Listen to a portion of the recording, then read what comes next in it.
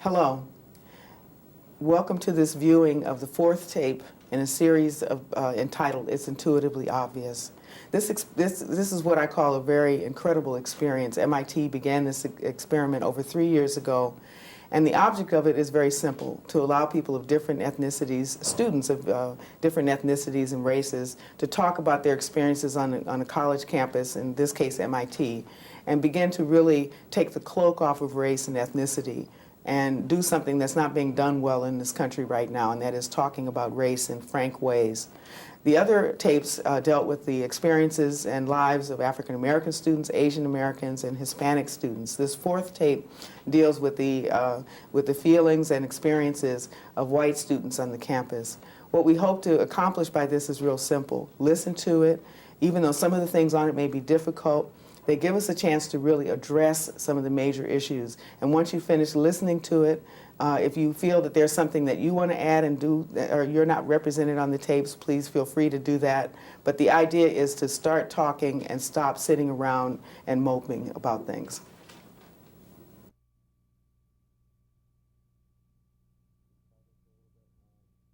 This video is going to be part of the Intuitively Obvious series, where basically the series is to examine different racial groups at MIT and examine some of their opinions on certain issues. There have already been a few videos done. The African American group has done a video. Asian American students and also Hispanic students have done a video. Basically, we think that white students at MIT, their opinions have not been very well vocalized. We don't think that for the most part, many people really know how white students think on certain issues of race. So now this video is basically to find out some of your opinions on some of these issues and also possibly share some personal experiences on how it is being a white student at MIT. Part of the problem with affirmative action is that I would find insulting if I were admitted under an affirmative action policy, is that it assumes that people who are being admitted under the policy would not get in otherwise. I think that's part of the problem that people have with it. And I don't understand why I can't put myself in other people's shoes, but I would personally find that insulting if people assumed that I couldn't do it without the aid of a special program. Affirmative action almost gives an excuse to people to say, is this person there because they really deserve to get in, or are they there just because of their race or their background? And I think it actually opposes a society where different races and different cultures respect each other. Because if I think I'm more worthy to be here than someone else, then I'm probably not going to be able to treat them as an equal and to appreciate them as a person. I do agree that we should make some correction for, like I mentioned before, people who come from disadvantaged schools and disadvantaged backgrounds. But I think, on the other hand, once you're here, or in terms of getting in here, affirmative action or preferential admissions treatment helps make it so that these minority groups can continue to be, you continue to call them inferior. I mean, the white men at MIT are the only people who can say, "Yep, I got in here for one reason. It must have been because I was a really good candidate." It creates an environment where this group is led to feel superior because they're the only people who have that sureness. Another problem about that system is that if you're a white student who grew up in a poor neighborhood within inner city schools, affirmative action doesn't apply to you. You've seen a lot of you go through a lot of the same problems. You don't get these elite teachers teaching you. You don't get you don't get the best textbooks, whatever. And there are a lot of factors, and no one makes a correction for that. They just do it based on color of skin. And I mean, for instance, the other thing is affirmative action basically forces you to label everybody and put them in nice little categories. But I mean, if people come from, if you have, for instance, if you're a student who has, one black or Hispanic grandparent, and you come to that little box, do you check it off? I mean, do you feel that, affirmative action needs to correct for you? It's not. I don't think the system as it is now doesn't attack the problems that it tries to fix. Also, I think it's kind of wrong to focus on this getting even and making sure that things are absolutely equal. If we're going to go with games, you could think of sort of the career path and succeeding as sort of a race where you have all sorts of people running, and the object is just to see how far you can get. Well, early on in the race, somebody very unfortunately is crippled in some slight way because they're a minority or what have you. Do you if you have some sort of special form of training available, continue giving it to the people who have the best ability? So just make sure that on total everyone gets as far as they can, or do you weight down the people in front so that their chances now are more equal with the people who started out crippled? I think the goal is to see as a society and as an admissions office at MIT with limited spaces that they can make available to allot them so that they do the greatest good, not so that everyone's even. The question is, should the class of 1999, say 2000, have to pay restitution for a decision that the 1950, 1960 admissions board at MIT made, mistakes that they made? Should the future classes, today's classes, have to pay restitution for a mistake that was made 30 years ago? And does that restitution make up for mistakes that were made? And I would say no.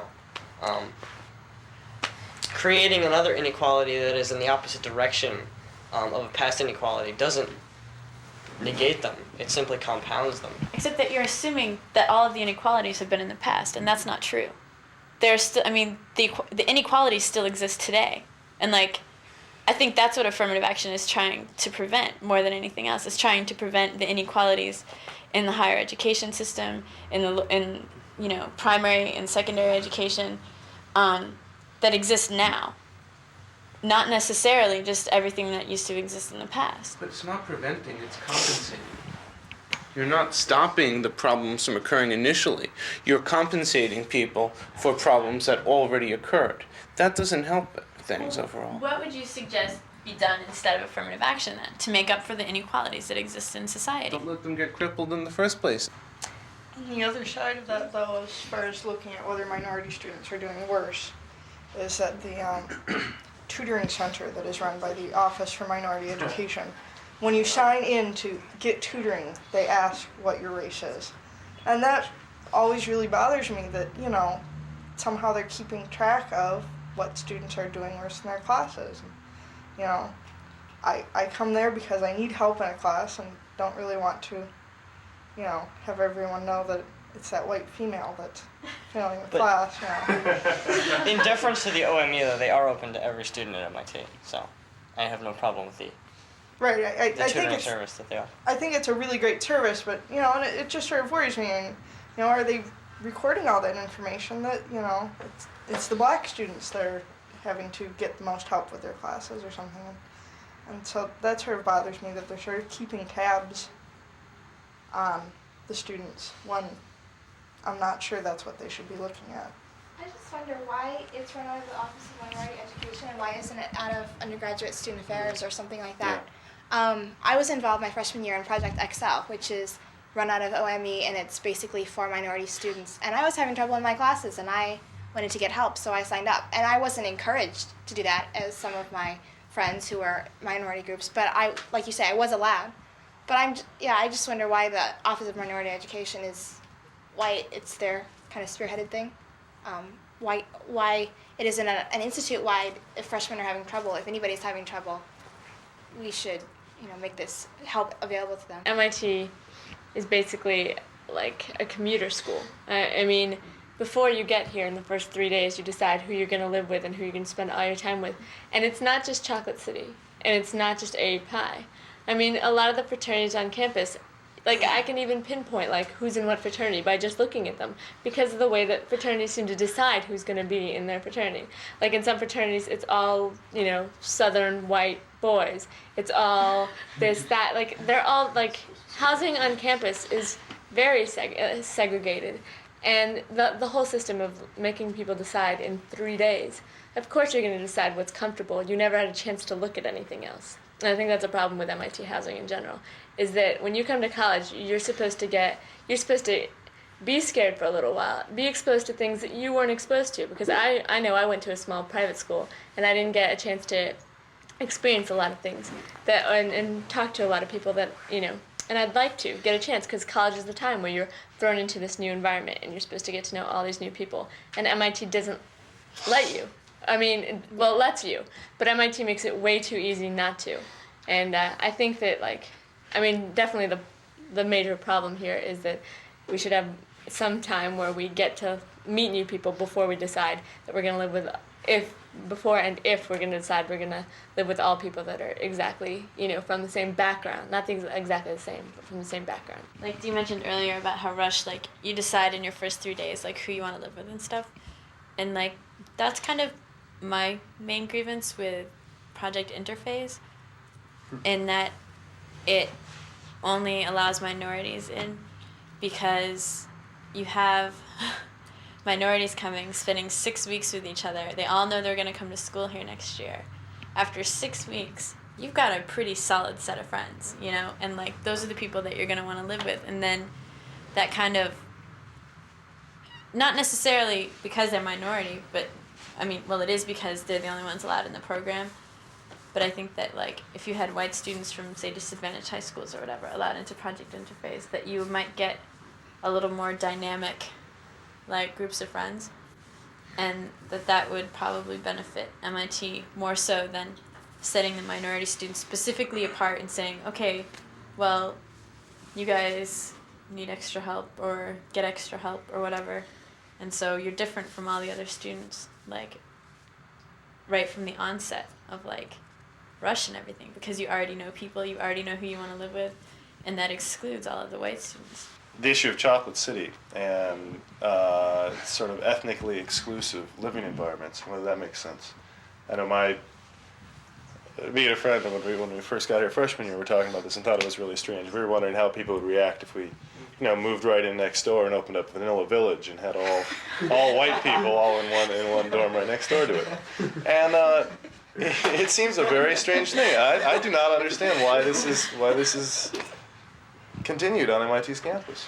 I still think there's a big difference between forming a group based on a common interest, like we're all going to do something here. Someone can learn that, then based on, are you this color, are you this religion? Like, I think in general, I think AE Pi is exact. I mean, like, I don't think it matters who owns what. I just think that if you're going to have a group saying we're only this, you know, and I mean, does AE Pi, like, will they accept people that are not Jewish? People from AE Pi, you do get the same, many of the same characteristics I find objectionable from Chocolate City. But on the other hand, I've met a lot of people who have been at one time or another in French House and German House, for example, and there is none of the closed offedness from the rest of the campus. There is none of that feeling that I have gotten from AE Pi people and from Chocolate City people. So again, I mean, I wouldn't speculate on. I wouldn't want to speculate on why these things occur, but I definitely think there's something different about those two. And it goes against exactly what affirmative action is supposed to promote, which is diversity. Yeah. You're encouraging black students to go spend where you live makes a great effect on who you end up becoming friends with, just on proximity. And you're asking them, you know, it's encouraged that they live only with other black students, and it doesn't sort of integrate them into the greater student body as much. I think that any kind of racially exclusive housing is just wrong. I see it kind of almost affirmative action as a cop-out in a way. It's like, well, you know, situation stinks, so hey, we'll just make it easier for them to get jobs. Like, I mean, really, you have to obviously go to the root of the problem. You know, you have to, for one, I believe that if you have ambition, if you think you can make it, no matter what your situation is, you will. My father, you know, he grew up in the poorest part of Chelsea, had nothing. He had to work, once he started like at 9, he was working in a meat market with his father, you know, just to help pay the bills.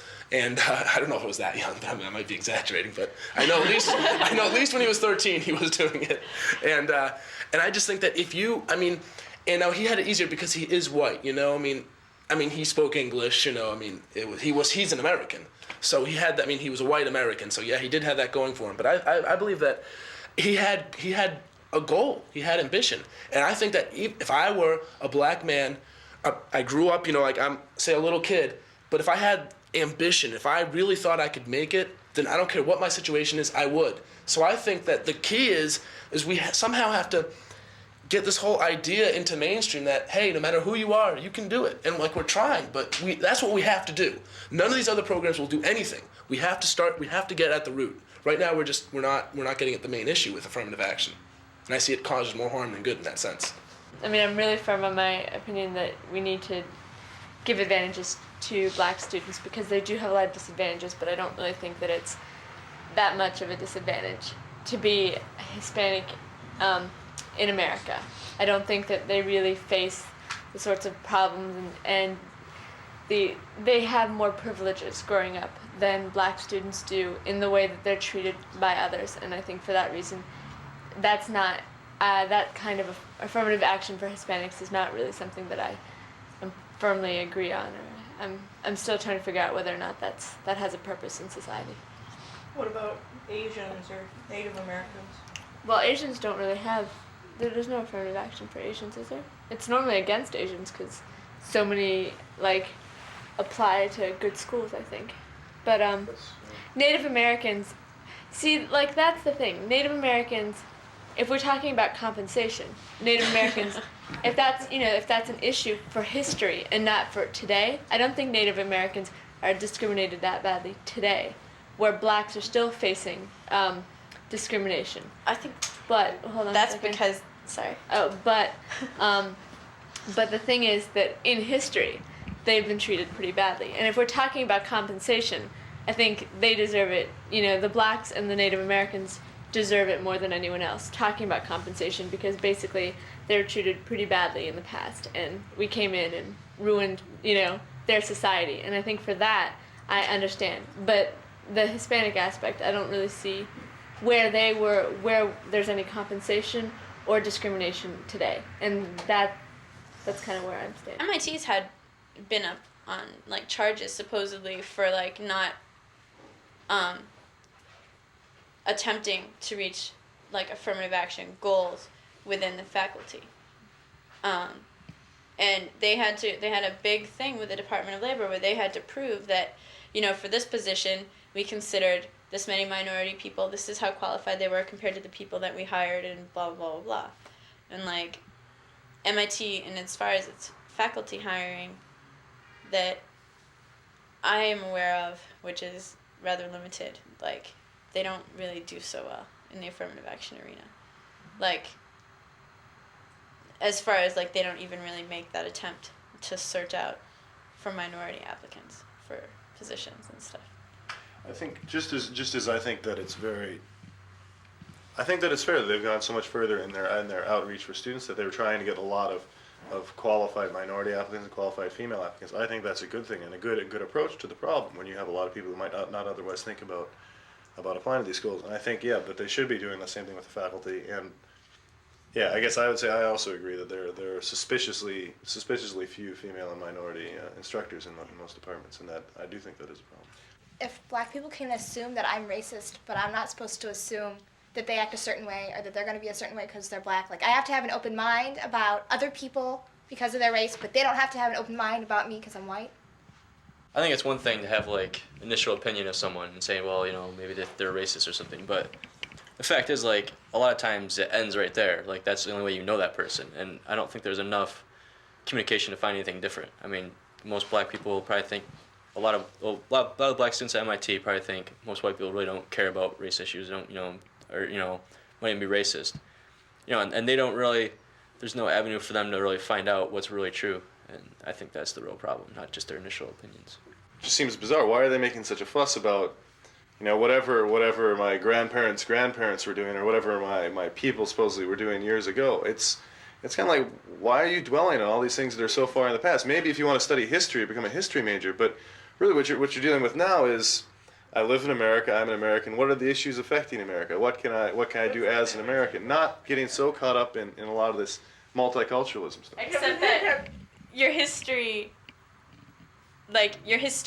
is so tied to like present issues that concern you. To an extent, Like, I think no, within a the past lot. 150 Like- years maybe, but I wouldn't say people like tracing back suddenly having an urge to, because their relatives may have been from Africa, to go learn a lot more about Africa, I think are tracing it too far back. That's such an MIT approach. Just go forward, forget about the past. I mean, it's important to you. You want to know where you came from and who, like. I mean, at least I do. Okay, well then that's you. I'm trying to present my perspective. Why? Okay, then I think. Well, I think it's important. I think it's nice to know your past. Maybe if you're curious, But I mean, we live in America. We're Americans. Like that's what we are. And I think people fail to realize that sometimes. No matter what color we are, we're Americans, and that is our heritage now. I mean. And that's what we're going to pass on to our kids. They're going to be Americans too. But I think people heritage fail. is different. I think people fail to realize that. I think people fail. Now we are Americans. Yes, we have these traditions and we can keep these, but there's also, I think people. I mean, if they don't want to have any American traditions whatsoever, then they shouldn't be here. But what are American traditions? Define American traditions for me. I don't know. Exactly. That's what I'm saying. I'm just saying that. Well, there's a certain. I mean, I don't want to. It would take years to a day to describe all the things that are American. But there's a certain feeling that Americans have. There's certain things that like Americans do, certain pastimes, and I just think that if you're not willing to open yourself into that, But if you're not willing to learn English, No. then you should not be in this country. no, but that's not the Each thing. group That's of what Americans, we do in America. Each group of Americans has a distinct history and culture from other Americans. I mean, like, your grandfather as a Polish American had a distinctly different experience than my ancestors who came over here on the Mayflower. Do you know what I'm saying? Like, our heritages, although we are both American, like, our ancestry and heritages are just not the same. Creating a Now you're both multicultural. right here on the couch going to MIT. I mean, these things. But creating a but you're look too forgetting far about back. who you are, when you came from. Like, this is like everything, the difference between me and you. It's creating a multicultural society is not, forget everything is, this is how it is right now, let's go. It's knowing what the past is, knowing what the future is, and putting it together, making a mix. Everybody has their own heritage. I'm gonna eat, I'm gonna speak, I'm gonna try to make sure my kids know Persian. I'm gonna probably eat the same food. I'm gonna, like these kind of things are my culture. I'm gonna celebrate the same traditions. But what I want to do is be able to it's not about doing all the same thing. It's about appreciating what everybody else does. And that's what the multiculturalism is all about. Because you can't just say, you're in America now, you're going to do everything we want you to do, and you're not going to, let's forget about everything else. We don't want to create a homologous society. What we want to do is what we're aiming for is a heterogeneous society that learns to appreciate the rest of the society around them and work well with the people around them. Sort of like saying, if I'm getting this correctly, sort of like saying, you're from a different background, I'm from this background, but, we're from different backgrounds, but we can still work together and look at what we can do together instead of saying, like, oh, you're from this background, I'm from this background, we can't work together, let's go back to, like, our little groups and hang out.